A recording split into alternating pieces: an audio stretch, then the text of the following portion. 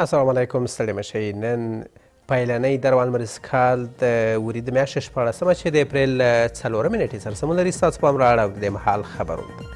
په سر کې هم د څو مهمو خبرونو سرټکي. په هیواد کې د کرونا د مثبتو پیښو له ډیروالي اندېښنې. د روغتیا وزارت له خلکو غواړي تر څو د قرنطین سکاله جدي ونیسي.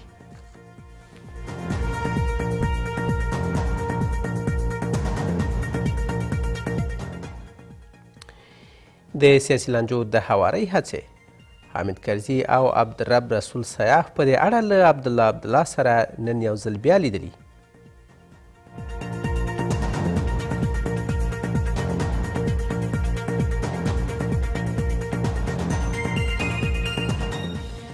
د طالب بندیانو د خوشي کېدو په لړۍ کې ځنډ. سرچینې وایي ځینو وړاندیزونو دغه لړۍ ټکنۍ کړې.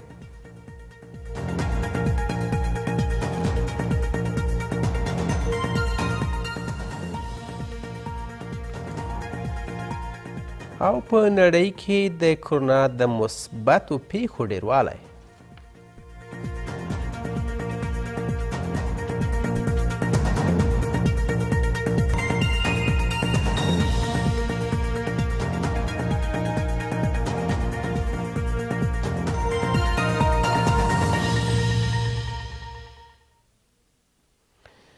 دا هم بشپړ خبرونه. په هیواد کې په کرونا د اخته شوو شمیر 209 تنو ته رسېدلی دی. د روغتیا وزارت په تیرو 40 ساعتونو کې د 25 مثبتو پیښو خبر ورکوي چې 11 یې په کابل، 15 په هرات، 2 په سمنګان او یو پیښه په نورو 2 ولایتونو کې ثبت شوي دي.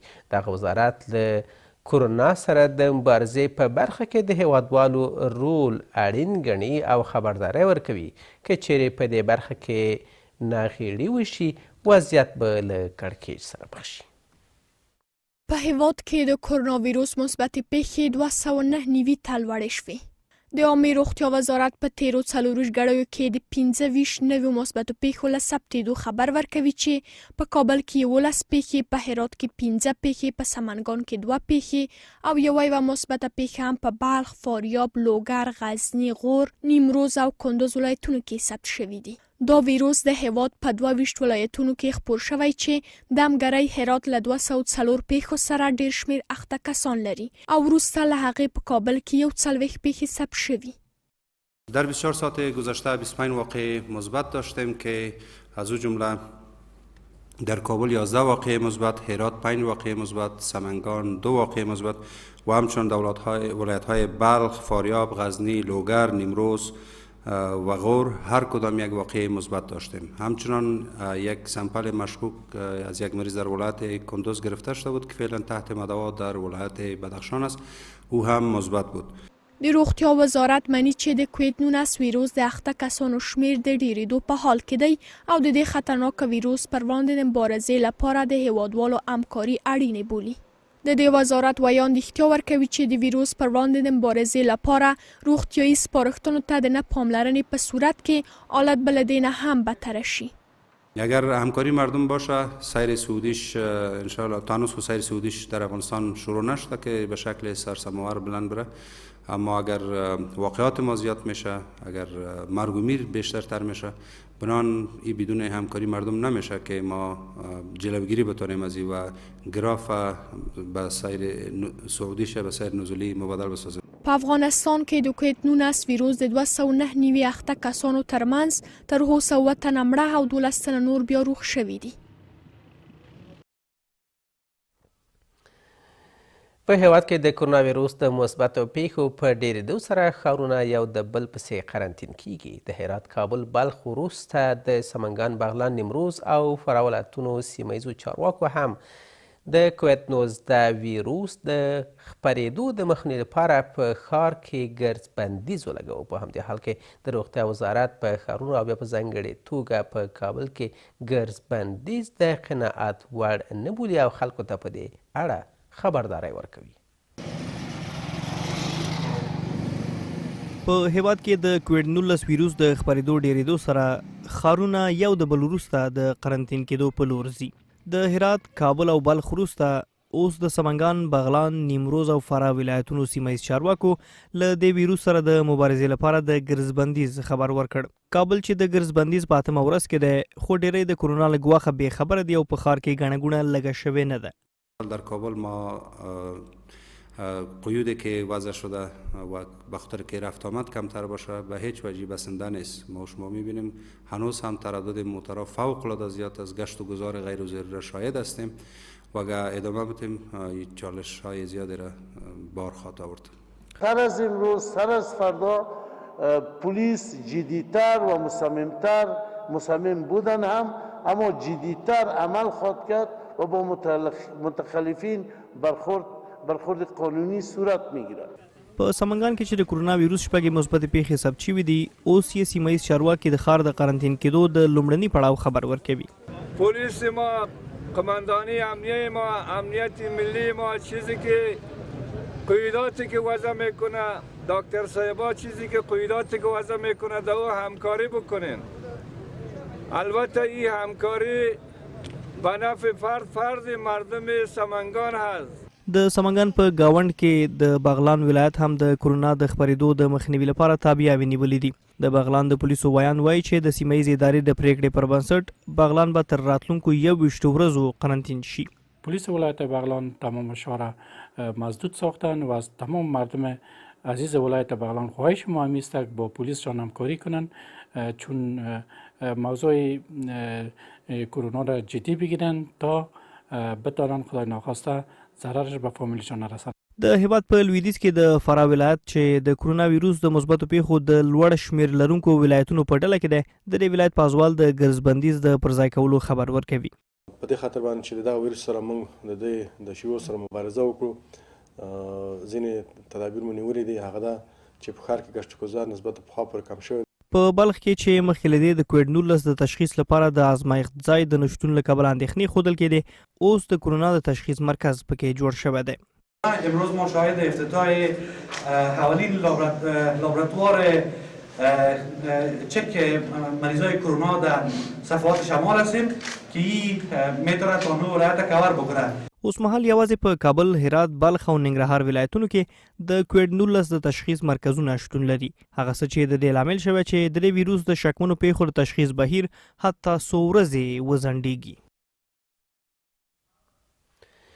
د طالباندیانو د خوشي کېدو لړۍ لا هم نه ده پیل شوې. خبري سرچینې وایي چې د حکومت له لورې ځینې مخ اړونه د دې لامل شوی تر څو د دواړو لورو ترمنځ فني خبرې اترې له ننګونو سره مخ او د بندیانو د خلاصون لړۍ هم پیل نشي. په همدې حال کې د چارواکو شمېر شنونکي وایي چې د دواړو لورو ترمنځ د بندیانو نه تبادلې پیل د دې لامل شوی تر څو د سولې په اړه بین الافغاني خبرې اترې پیل نشي. خو د ملي امنیت شورا بیا په دې اړه څه نه وایي.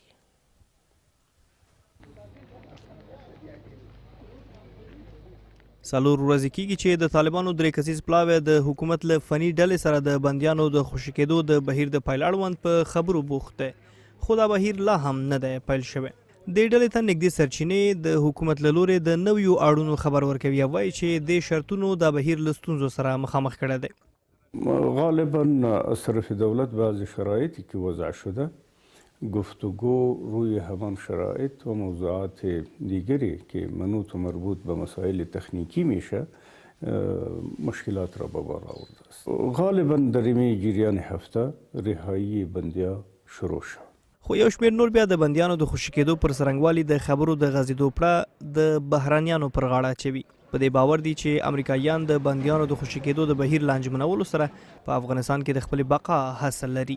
البته امریکایانو چې کوم وعده طالبان تور کړی د خپل مسؤلیت نه کوي ادا، ځکه چې که دوی مسؤلیت ادا کړی وای په افغانستان کې به ژر صلح راغلی وای، بین الافغاني ناستې به سوی وای، مذاکرات به سوي وای، نن به افغانستان خلاص وای. د طالبانو د بندیانو او د ډلې له لورې د حکومتي بندیانو خوشي کېدل باید د امریکا او طالبانو ترمنځ افغانستان ته سولې راوستلو د هوکړلیک د لاسلیک په لومړیو ورځو کې پیل شوی وای، خو له دې سره د حکومت د مخالفت له کبله دا بهیر لا هم نه دی پیل شوی. په دې بهیر کې ځنډ د افغانانو ترمنځ د خبرو پیل هم ځنډولی دی. له همدې کبله د افغانستان لپاره د روسیې ځانګړي استازي په دې وروستیو کې ویلي روسیه تمه لري چې د بندیانو د تبادلې وروسته د افغانانو ترمنځ خبرې پیل شي. موږ د طالبانو د استازو له څرګندونو خبر یو چې غواړي د بندیانو د تبادلې وروسته د افغانانو ترمنځ خبرې پیل شي.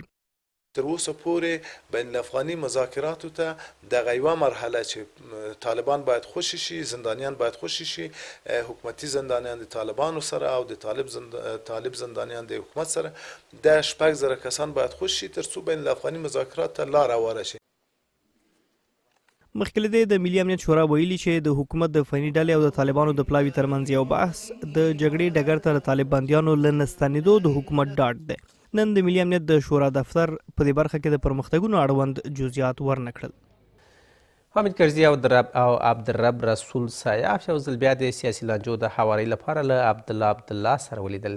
ښاغلي سیاف په خپل فیسبوک پاڼه کې په دې برخه کې ویلي دي چې په دې برخه کې پرمختګ شوی دی، خو د سیاسي لانجو د هوارۍ په برخه کې د عبدالله د 10 ورځني مهلت په پای ته رسېدو سره د هغه پلویان د ټاکنو د پایلو له باطلېدو پرته هر ډول خبرې اترې بې پایلو بولي. په داسې حال کې چې عبدالله تیرې 10 ورځې د ټاکنو وروسته د کړکېچ د هواري او په دې اړه د یوې حل لارې د رامنځته کېدو لپاره مهال ټاکلی و. د دې 10 ورځو په پای کې یو ځل بیا مخکیني ولسمشر حامد کرزي او عبدالرب رسول سیاف په دې اړه د یوې حل لارې د موندلو په موخه له عبدالله سره لیدلي دي. عبدالرب رسول سیاف په خپله فیسبوک پاڼه د سیاسي ناندرو د هواري لپاره د پرمختګونو خبر کړي. اینمی حالت خوب نیست، باید از برای دفع ازی برای رفع ازی هر دو طرف گذشت داشته باشه، هر دو طرف باید از قبول کنن که اینمی مملکت دیگه توان اینقدر تشنج نداره. خو عبدالله ته نږدې کسان د ټاکنو د پایلو د باطلېدو پرته د ټاکنو وروسته د کړکېچ د هواري په موخه هر ناسته او خبرې ناحل شوې بولي. د دوی په وینا تر هغه چې د ولسمشرۍ ټاکنو پایلې باطلې اعلان نشي، په هیواد کې د ټولګډون حکومت د جوړېدو د طرحې پر سر خبرې او هوکړه بې پایلې بولي. نخست باید نتیجه انتخابات باید به ابطال بروه، از او به بعد سر طرحی که ارائه شده از سوی ما و از سوی طرف مقابل سر از او باید بحث صورت بگیره و برسیم به یک تفاهم. تا که نتیجه ملغا نشوه هر نوع بحث به نتیجه نمیرسه. له دې سره تمه ده چې تر څو ورځو د سیاسي کړکېچ د هواري په موخه د هیواد د مطرحو سیاستوالو دویمه ناسته هم ترسره شي. رسیدن به این تفاهم سیاسی یک دستاورد بسیار بزرگ است که ان شاء الله تعالی ما در روزهای نزدیک ان شاء الله خبرهای منتظر شنیدن خبرهای بسیار خوب و خوش هستیم ان شاء الله. د تیرې اونۍ په لړ کې یو شمېر سیاستوالو او د ولسي جرګې پلاوي له ولسمشر غني او عبدالله سره لیدلي چې دا لیدنې بې پایلې پای ته ورسېدې. ولسمشر غني له یو شمېر قانون جوړونکو سره په لیدنه کې ښاغلي عبدالله ته د سولې د بهیر د مشرۍ وړاندیز وکړه، ویلي چې نور حاضر نه ده چې په هیواد کې دوه سری حکومت جوړ کړي. د کندهار ولایت اوسیدونکي په دغه ولایت کې د اوبو رسونې په ناسم چلن نیوکه کوي. هغوی وایي چې د اوبو ډېری نلونه په غیر معیاري توګه ویشل شوي او په دې برخه کې ناغېړي د دې لامل شوی تر څو خلک له ستونزو سره مخ شي. د کندهار ولایت د اوبو لګونې اداره هم د دغې ستونزې پخلی کوي، خو ډاډ ورکوي چې د اوبو د نوې شبکې په جوړېدو سره به دغه ستونزه هواره شي. معلومات ښیي چې د عمل د کندهار یوازې 15 سلنه اوسیدونکي د څښاک پاکو اوبو ته لاسرسی لري او پاتې نور له 100 بیا تر 100 مترو واټن وهلو وروسته ځانونو ته د څښاک پاکې اوبه برابروي.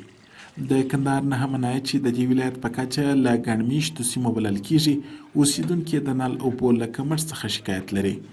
دوی د څښاک د اوبو د جریان ناسم مدیریت د دې لامل په ګوته کوي چې په ټکو یې ګڼې کورنۍ په ورځو د څښاک له پاکو اوبو څخه بې برخې پاتې سي. بیخي ډېر د شپې د غلا په بنده لرو ګسرال شي بوله نو بس دا وخت نه لرو چې نو کې بوی نه لاندې سره او یو شی سره د څاکو بنده څخه خورو. حکومت هم دغه غوښتنه کوي چې موږ اوبه راکړي، موږ ته نلونه راولي. دلته پر دغه شلو پرو باندې 2 انچه پیپ راکړي دي، هغه په یو کور ته اوبه نه ورځي، که ور ومسي هغه بیا بیخي د سر کې هېڅ کار نشي انجاخته.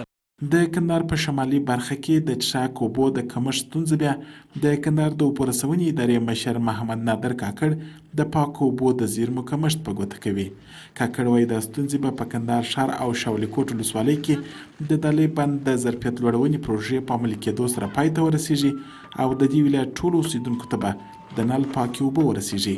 د دې لپاره چې موږ وکولای شو لا ښه خدمات خپل ښاریانو ته وکړو او دغه فیصدي ولړ کړو چې نور خپل ښاریانو ته ډېرو کورنیو ته امید لرو چې په روانه 15 کلونو کې دا مو پلان دی، اساسي پلان مو دی چې باید موږ حداقل 15% د ښار ته باید د څښاک پاکو اوبو خدمات ورسیږي د ښاریانو ته کوم کسان چې په ښار کې اوسیږي.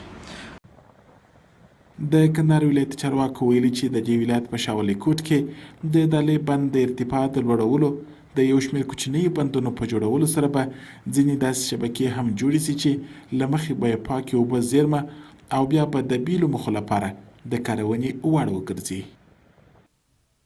په پای کې هم د سبا ورځ د هوا د حالاتو وړاندوینه له ملتیا مو مننه کوم. آباد او ښاد اوسئ.